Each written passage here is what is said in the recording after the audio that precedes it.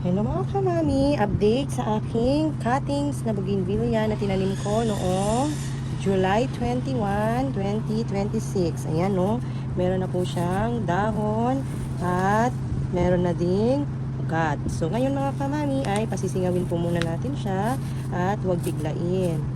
Ayan, kasi doon sa mga nauna kong propa mga kamami ay hindi nag-success dahil binigla ako. Nung nagkadahon, bigla kong tinanggal yung takip, ayun, nag-goodbye.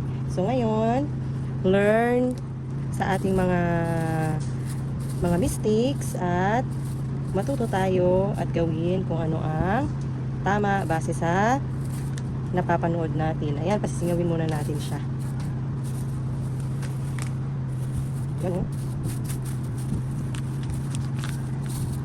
Saka na natin siya itanim sa ilipat. Ito ay wala pang roots.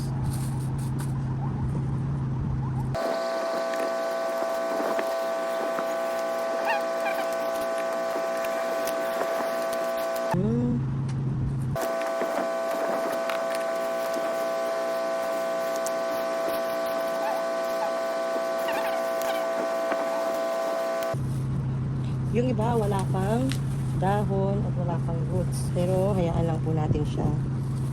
Soon, ito nagsisimula pa lang. Pero may dahon na. Hayaan muna natin. Ito ay wala pa. Ayan, no, may roots na, oh. Diba nakakatuwa? Ay, nalagas yung dahon.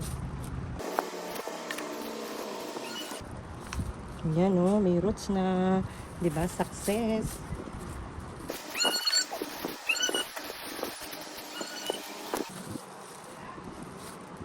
Ayan, wala pang roots. Ayan. So, ayan po mga kamami. O, diba? Lesson learned. Huwag masyadong excited. Antayin na magkaugat at magkadahon at huwag basta-basta tatanggalin ang kanyang plastic, no, para hindi mabigla.